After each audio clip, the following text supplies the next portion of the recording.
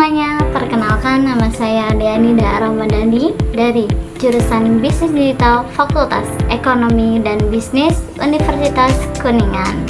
Nah, dalam video ini kita akan membahas tentang biaya produksi jangka pendek dan jangka panjang. Yuk simak videonya.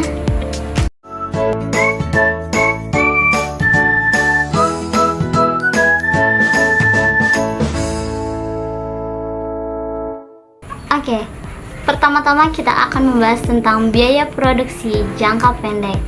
Sebelum ke bagian-bagiannya dan apa saja dalam biaya produksi jangka pendek, nah kita perlu tahu dulu apa sih pengertian biaya produksi jangka pendek. Biaya produksi jangka pendek adalah biaya yang menunjukkan sebagian faktor produksi bersifat tetap dan jumlahnya cenderung tidak bisa berubah.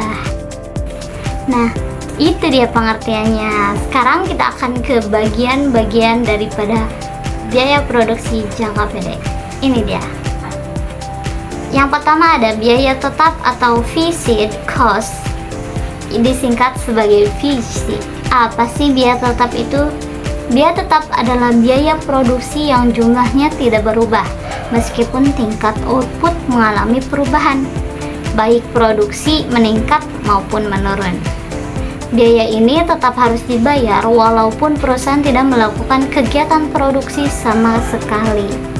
Contoh daripada biaya tetap antara lain sewa gedung, pajak bangunan, dan biaya penyusutan mesin. Dalam jangka pendek, biaya tetap tidak dapat diubah karena keterbatasan waktu bagi perusahaan untuk menyesuaikan seluruh faktor produksinya. Biaya tetap memiliki rumus yaitu FC sama dengan TC dikurangi VC, di mana FC adalah merupakan biaya tetap, TC adalah biaya total atau total cost, lalu VC adalah biaya variabel atau variable cost. Yang kedua ada biaya variabel. Apa sih biaya variabel itu?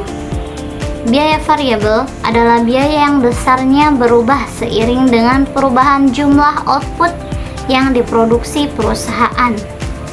Semakin besar jumlah produksi, maka semakin besar pula biaya variabel yang harus dikeluarkan.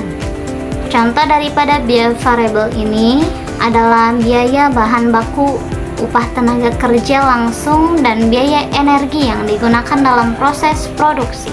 Selanjutnya ada biaya total atau total cost. Biaya total merupakan jumlah keseluruhan biaya produksi yang dikeluarkan perusahaan yang terdiri dari biaya tetap dan biaya variabel. Nah, biaya total ini menggunakan rumus TC sama dengan FC ditambah VC, di mana TC adalah total cost atau biaya total sama dengan VC. VC adalah biaya tetap atau fixed cost ditambah VC. VC adalah biaya variabel atau variable cost. Selanjutnya ada biaya tetap rata-rata atau average fixed cost. Biaya tetap rata-rata adalah biaya tetap FC untuk memproduksi sejumlah barang tertentu atau sering dilambangkan dengan D dibagi dengan jumlah produksi tersebut. Nah, biaya tetap rata-rata dapat dihitung dengan menggunakan rumus sebagai berikut. AFC atau average fixed cost sama dengan ATC atau average total cost dikurangi AVC atau average variable cost. Nah, bisa juga dirumuskan dengan AVC sama dengan VC per Q. Lalu ada biaya variabel rata-rata atau average variable cost. Nah, biaya variabel rata-rata ini adalah biaya variabel atau FC untuk memproduksi sejumlah barang Q dibagi dengan jumlah produksi tertentu. Nah, rumus biaya variabel rata-rata itu AVC sama dengan ATC dikurangi AF AFC. Atau bisa juga AVC sama dengan VC per Q, di mana AVC adalah average variable cost, ATC adalah average total cost, AFC adalah average fixed cost. Lalu ada AVC adalah average variable cost dan VC adalah biaya variable atau variable cost per Q. Q adalah jumlah barang produksi. Lalu selanjutnya ada biaya total rata-rata atau average total cost atau sering disebut dengan ATC. Biaya total rata-rata adalah biaya total yang dikeluarkan perusahaan untuk menghasilkan setiap satu unit output. Nah, ATC juga menunjukkan tingkat efisiensi perusahaan dalam memproduksi barang atau jasa dibagi dengan jumlah produksi. Nah, bisa kita simpulkan rumus biaya total rata-rata adalah ATC sama dengan AFC ditambah AVC, atau ATC sama dengan TC per Q, di mana ATC itu average total cost, AFC adalah average fixed cost, dan AVC adalah average variable cost. Lalu TC adalah total cost dan Q adalah jumlah barang produksi. Lalu yang terakhir yaitu biaya marginal. Nah, biaya marginal adalah besarnya perubahan biaya total yang dikeluarkan perusahaan apabila jumlah output yang diproduksi berubah 1 unit.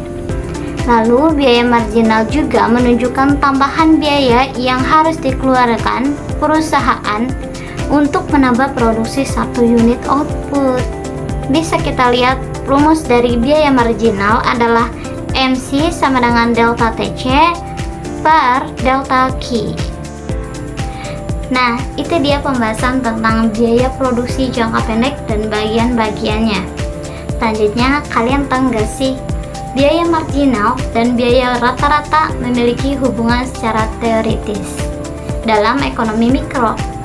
Nah, hubungan ini terjadi ketika biaya rata-rata mencapai nilai minimum.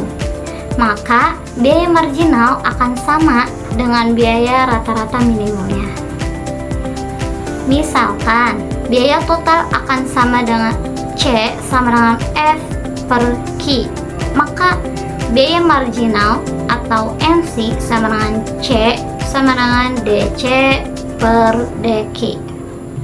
Biaya rata-rata atau AC sama dengan C per Q.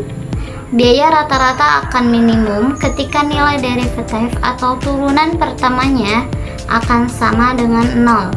Oleh karena itu, untuk biaya rata-rata akan mencapai nilai minimum, di mana biaya marginal juga akan sama dengan biaya rata-rata minimumnya.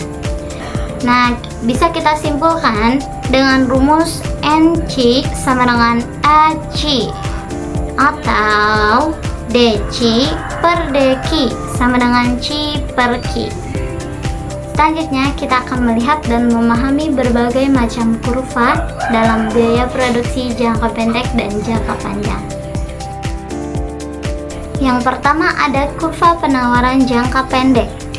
Kurva penawaran jangka pendek adalah kurva yang menunjukkan hubungan antara harga barang dengan jumlah barang yang bersedia dan mampu ditawarkan oleh produsen dalam jangka pendek, dengan asumsi faktor-faktor lain dianggap tetap atau ceteris paribus. Dalam jangka pendek, produsen menghadapi kondisi di mana sebagai faktor produksi bersifat tetap, misalnya mesin, gedung, sehingga keputusan produksi dibatasi oleh kapasitas yang ada. Bisa kita lihat ilustrasi kurva penawaran jangka pendek.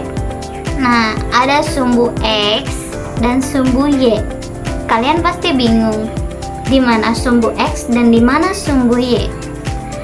Nah, sumbu X itu berbentuk horizontal dan sumbu Y berbentuk vertikal, di mana sumbu X yang berbentuk horizontal merupakan jumlah output atau key, dan sumbu Y yang berbentuk vertikal merupakan biaya atau harga. Lalu ada kurva biaya produksi jangka panjang. Nah, kurva biaya produksi jangka panjang atau yang disebut dengan long run cost curves menunjukkan hubungan antara tingkat output dengan biaya produksi terendah yang dapat dicapai perusahaan dalam jangka panjang. Jadi, kurva ini menggambarkan kemampuan perusahaan memilih skala produksi paling efisien. Bisa kita lihat ilustrasi kurva biaya produksi jangka panjang. Sama dengan kurva penawaran jangka pendek, sumbu X yang berbentuk horizontal itu merupakan jumlah output atau key. Namun, sumbu Y yang berbentuk vertikal merupakan biaya produksi. Lalu ada kurva penawaran pada biaya produksi jangka panjang. Kurva penawaran jangka panjang industri menunjukkan hubungan antara harga dan jumlah barang yang ditawarkan oleh seluruh perusahaan dalam industri setelah terjadi penyesuaian jangka panjang. Kurva ini sangat dipengaruhi oleh perubahan biaya produksi jangka panjang, khususnya biaya rata-rata jangka panjang atau RRAC. Berikut kurva-kurva penawaran jangka panjang. Ada 3 kurva di sini. Yang pertama itu ada kurva industri biaya konstan. Yang kedua ada industri biaya meningkat. Yang ketiga ada industri biaya menurun. Nah, kurva pertama, industri biaya konstan, bentuk kurvanya itu horizontal. Tetapi penambahan output industri tidak mempengaruhi biaya input. Lalu harga faktor produksinya itu pun tetap. Jadi, kurva LRS berbentuk garis datar atau horizontal. Contoh daripada industri biaya konstan ini adalah industri kerajinan rumahan, industri pakaian skala kecil. Kurva yang kedua itu industri dengan biaya meningkat. Nah, bentuk kurvanya itu miring ke atas. Dalam kurva ini, semakin besar output industri, biaya produksi meningkat. Kurva ini terjadi karena kelangkaan input. Nah, input tersebut misalkan lahan, tenaga ahli, dan bahan baku. Nah, dalam kurva ini juga harga jangka panjang naik seiring output.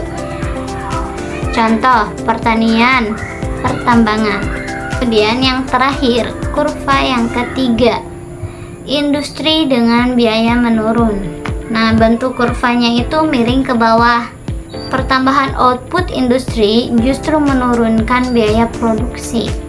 Nah, disebabkan oleh eksternalitas positif seperti kemajuan teknologi, spesialisasi tenaga kerja, harga jangka panjangnya pun menurun. Contoh dari kurva yang ketiga ini adalah industri teknologi dan manufaktur modern. Nah, itu dia pembahasan-pembahasan yang dapat saya sampaikan dalam materi biaya produksi jangka pendek dan jangka panjang. Dan saya berharap teman-teman bisa memahami dan mengerti apa yang saya sampaikan dalam video kali ini. Jangan lupa like, share, and comment. Mungkin cukup sekian video kali ini dan wassalamualaikum warahmatullahi wabarakatuh.